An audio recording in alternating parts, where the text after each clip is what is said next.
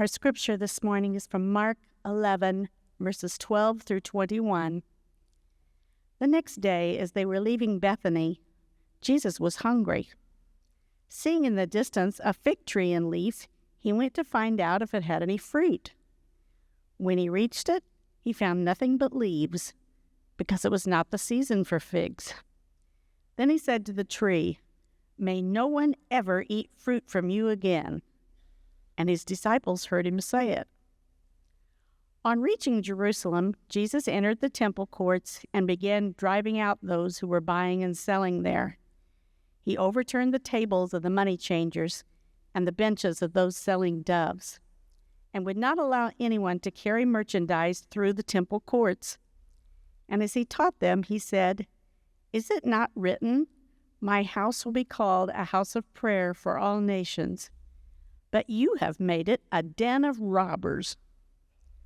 The chief priests and the teachers of the law heard this and began looking for a way to kill him, for they feared him, because the whole crowd was amazed at his teaching. When evening came, Jesus and his disciples went out of the city. In the morning as they went along, they saw the fig tree withered from the roots. Peter remembered and said to Jesus, "Rabbi, look, the fig tree you cursed has withered." May the Lord bless the reading and the hearing of his word. If you haven't been with us for the past month, we've been talking about conflict and gridlock in our world, and this series is coming to a close. Next week, we're going to talk about the cross and how that's, kind of where Jesus' conflict with the religious authorities reached its climax, where God's love and our injustice kind of came to a final resolution. So next week, we'll talk about the cross. But today, I want to talk about the temple. And before I do, let's just recap what we've been talking about. First week in this series, I talked about gridlock, and I used an analogy from John Gottman. He says gridlock is like two fists pushing against each other, and each fist is closed around a value that we're protecting, that we feel is threatened. And Gottman says, that the key to getting past gridlock is to be able to open up ourselves. And I suggested one of the best questions we can ask to open ourselves up is just simply ask the question, is there any way where I could be wrong? Imagine if the Pharisees had been able to ask that question with Jesus. And then the next week, we talked about the conflict in the synagogues on the Sabbath. A man walked in needing to be healed, and the Pharisees thought that was against God's law. They were wrapped around this value of a way of life and upholding the Torah, and Jesus taught them, no, people are more important than rules. Love is the fulfillment of the law. And then we talked about his conflict with the Pharisees about dietary law. They're concerned about clean and unclean and what you touch and what you ate. And Jesus explained to them, it's not what you touch, it's not what you eat that makes you unclean, it's what you have in your heart. And we talked about when you go into conflict, we have to be aware of the baggage that we're bringing into heart and beware the sin that's crouching at the door, ready to have us, and ask God to help give us clean hearts. And then last week we talked about, we pivoted briefly away from the conflict with the Pharisees and talked about the disciples themselves and how they were fighting over who was greatest in the kingdom. And we talked about how this need for favor and to be favorite, how that can lead to competition and comparison, and if we're not careful, entitlement. But then Jesus inverted all those things with the disciples by teaching them to serve, to empty themselves, to put others' needs ahead of their own. And then today we get to the temple, which to me is the most overt act that Jesus did, his demonstration against the religious establishment, against the religious leaders. And as I reflected on today's story, it just struck me of we can handle conflict all the ways, all the right ways, so to speak, but that doesn't mean we won't experience conflict. In fact, if we follow Jesus, the values and the ways that he taught will bring us into conflict with the values and the ways of the world. It's almost unavoidable. We can try to live in peace. We can confess, where we've gone wrong. We can pay attention to the baggage in our heart. We can try to be a servant to others. But sooner or later, sometimes we are called to take a stand against the injustice and evil of the world. That's what Jesus had to do. And even when I say that, I know we live in this world that is just seemingly obsessed with protest, right?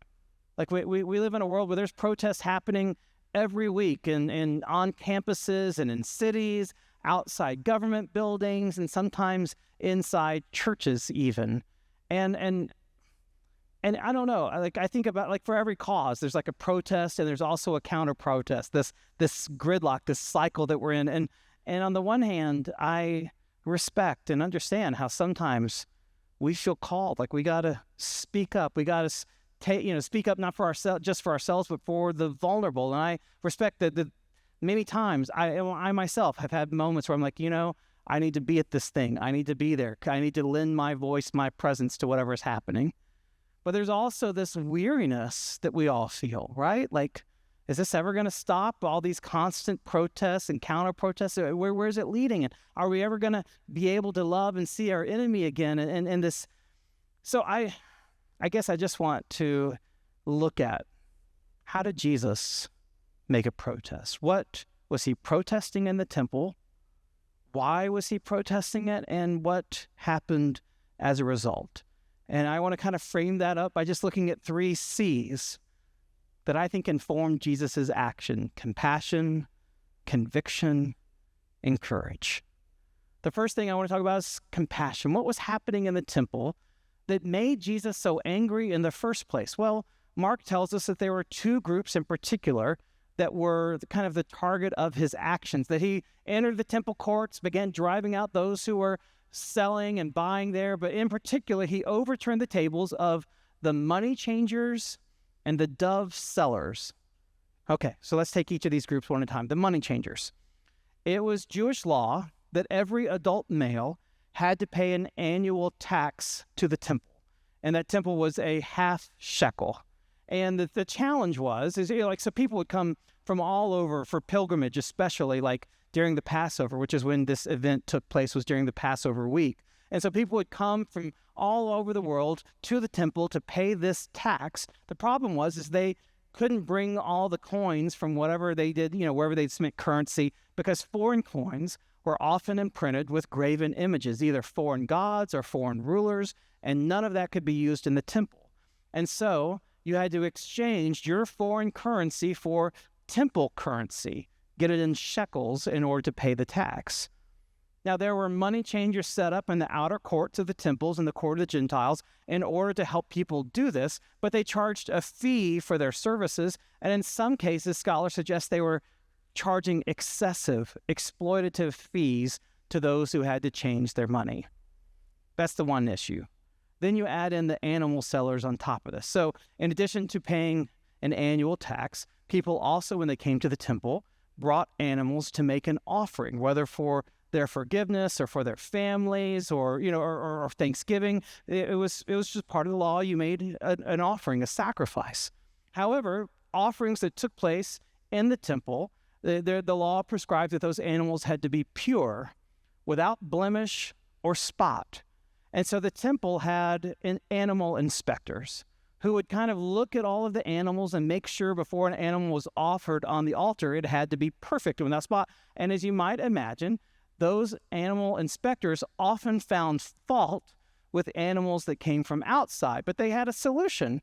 They sold animals right there in the temple that were pre-certified. They'd already been inspected. They had no spot, they had no blemish, so you could just buy your animal in the temple. Here was the catch, is that animals sold in the temple were often sold for 10 times the amount that they could be purchased outside. It's kind of like if you've ever been to Disney World and you try to buy a bottle of water, it costs $5 for a bottle of water, whereas you can get a whole case outside of Disney World for that amount, right? There was a markup in the temple, and it was exploitative. And not only, pay attention, he targeted the dove sellers, because in the law, the dove was the offering of the poor. If someone couldn't afford to purchase a lamb, then the law said, well, they could offer 2 pigeons. So these animal sellers were taking the offering for the poor, marking it up 10 times the amount, and then requiring that people had to use temple shekels, so they had to exchange the money also for a fee to purchase those animals. It wasn't just that the temple was a marketplace, it was an unfair marketplace where the poor of the land were being made profit off of, people were making profit off of the poor. And that tore Jesus up. He had to do something about it. So let me just pause for just a moment and ask the question, what are the situations in the world that arouse your compassion, that just grab your heart, that you feel deep in your gut and you got to do something about it? Yesterday we had a speaker here that was part of a conference event, and the speaker at one point started quoting Greek words and their meaning, and it was like, oh, my love language. It's so nice when someone starts talking about Greek. Anyways, the Greek word he talked about was the Greek word for compassion is splatznigomai. And he says splatznigomai, what it literally means is a tearing of the gut. That's where we get our phrase gut-wrenching from. And he asked the question, what do you see in the world that really tears at your gut? You feel it down here. It's not just pity. You got to do something about it. If we want to do justice in the world, maybe that's a good place, is to look at where the needs of others tear at our gut. Where does what action does our compassion require us to take? And then Jesus's compassion was married with a conviction about the Lord's house. And the Gospel of John, the disciples were reflecting, as he's doing this act, the disciples reflected, they remembered that in Psalm 69, it says, zeal for your house will consume me. And they said that's what was happening with Jesus. It was a zeal. The Greek word is zealous, and it just means to have a deep, abiding, passionate commitment to something. He had a conviction for the Lord's house. A conviction is more than just a feeling, or even more than a value. It's like it's something you can't compromise on. A conviction is like a fixed and immutable thing, like a star in the sky by which you navigate what's right and wrong in the world, where you were supposed to go. We depend on our convictions. And that's what Jesus felt for his Father's house, a conviction. As he was turning over the tables and driving out the animal sellers, he quoted from two prophets in the Gospel of Mark. As he taught them, he said, "Is it not written, my house shall be called a house of prayer for all nations?" That first quote is from Isaiah chapter 56. It's a beautiful passage in which Isaiah tells of a time when foreigners, Gentiles, people from all nations, will be joined to the Lord, and their offerings on that day, Isaiah says, will be received in the temple. Their prayers will be heard. Anyone who devotes themselves to the Lord will be honored. There's no more clean. There's no more unclean. All people are accepted. That's the vision that God had for his temple. But Jesus says, you instead have turned it into a den of robbers. Now, that second quote, den of robbers, is from Jeremiah chapter 7. And this is the prophet Jeremiah who preached a famous sermon in Jeremiah 7 called the temple sermon, because he stood in the middle of the temple, not Herod's temple, but the first temple, Solomon's temple. And he preached this marvelous sermon.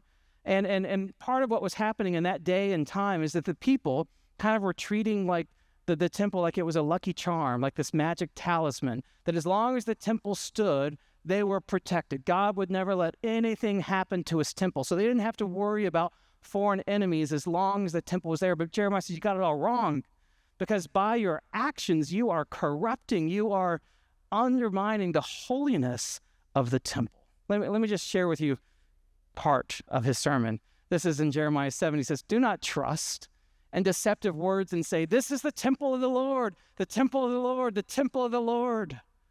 No, if you change your ways and your actions and you deal with each other justly, if you do not oppress the foreigner, the fatherless, or the widow, and do not shed innocent blood in this place, if you do not follow other gods, then I will let you live in this place and in the land I gave your ancestors forever and ever. But look, you are trusting in deceptive words that are worthless.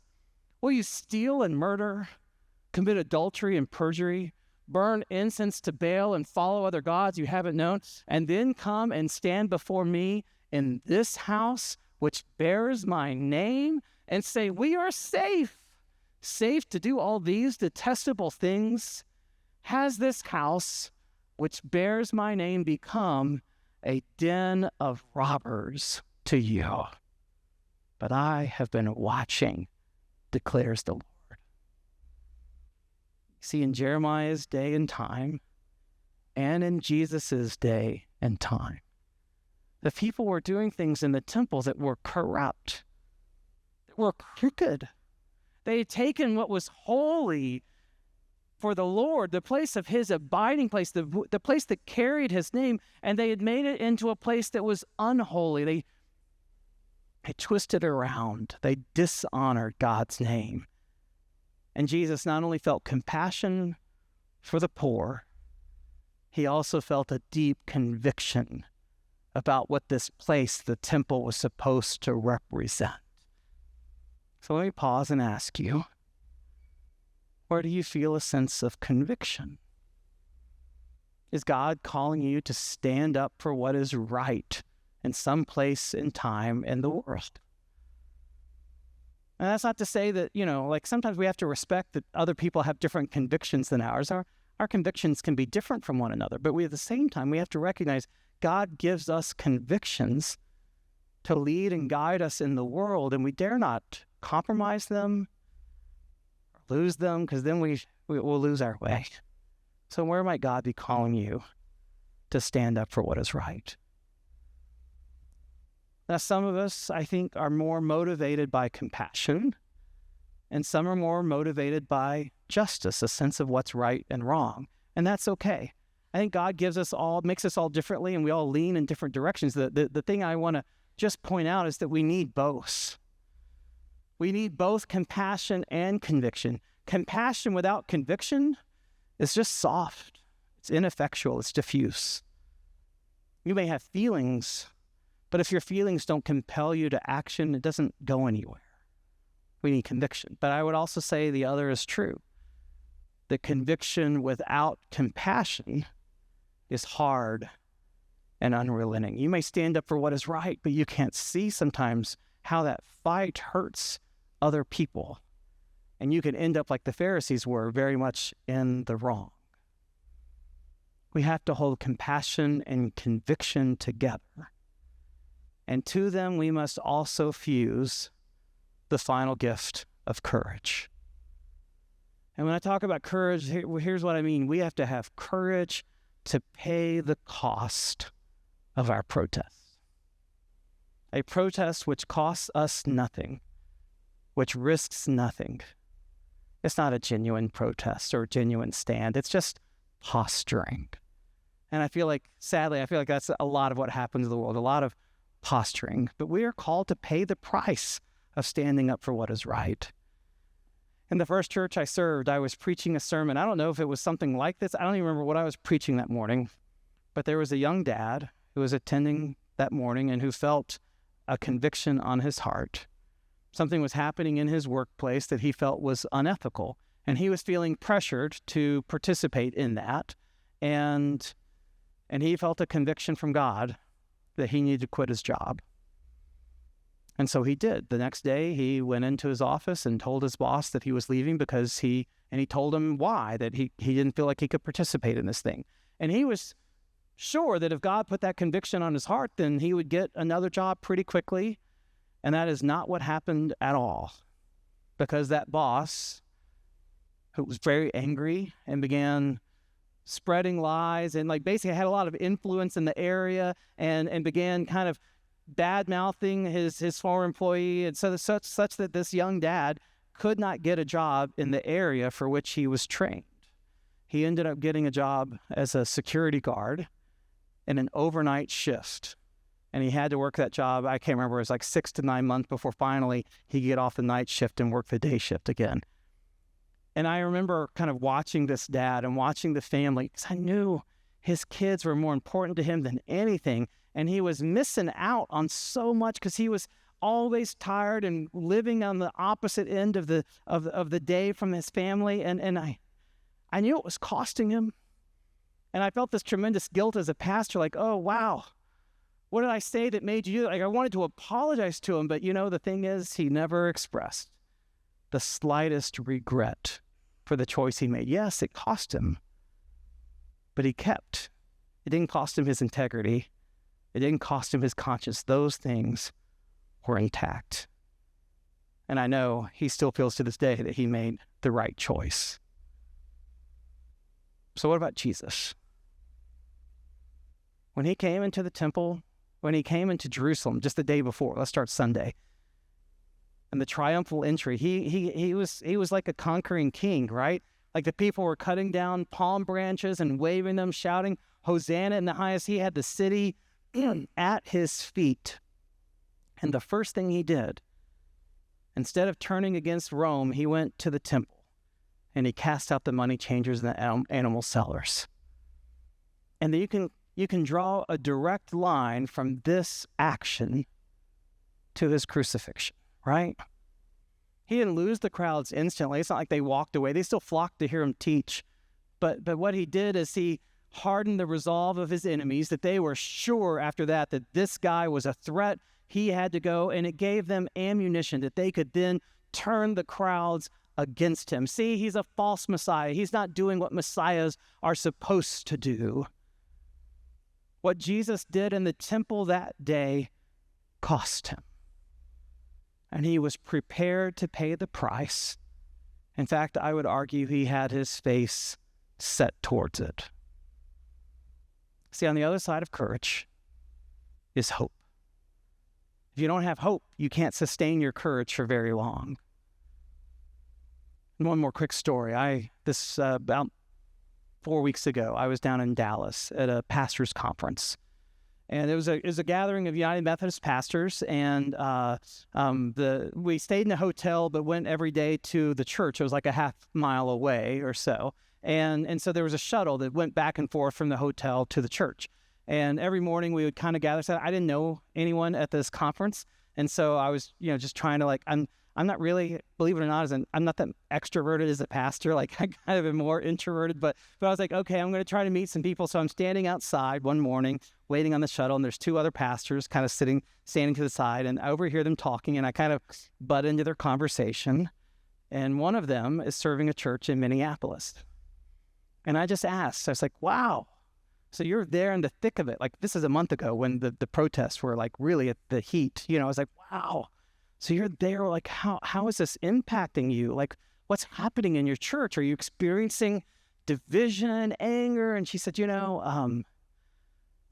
don't have many immigrants in our community, so that it's not affecting us directly. No ICE raids or anything like that. But I do have a lot of people in my church, in my community, who are protesting. And she said, this is the interesting part. She said, I see it as my chief job right now as a pastor to nourish their hope. Because so many people right now are being fueled by anger, hate, fear, and those things burn hot and bright, but they're cheap fuel. They don't last. They don't sustain. I'm trying to nourish people with a deeper hope for what they're doing. And that kind of stuck with me. The real and meaningful change, it only happens when we are willing to make a long walk of obedience in the same direction, to walk along obedience in the same direction, which is Eugene Peterson's quote. That's what God calls us to. A long walk of obedience, and that requires hope. The thing is, day after Jesus cast all those money changers and animal sellers out, I bet they were all right back where they were the next day in the temple. If not the next day, within a couple days, right? I mean, like Jesus stirred up the waters, but you know how it is. When you stir up the waters, eventually the waters settle back into the same place. Business goes on as usual. And I wonder if that was discouraging to Jesus just to see things keep on going. But I think Jesus had a deeper hope because he could see what people couldn't see.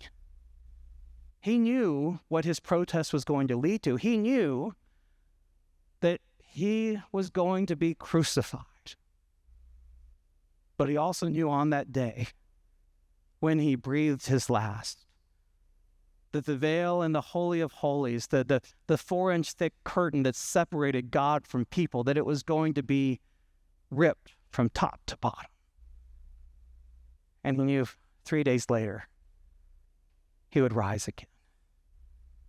And on that day, the world would not go back to business as usual.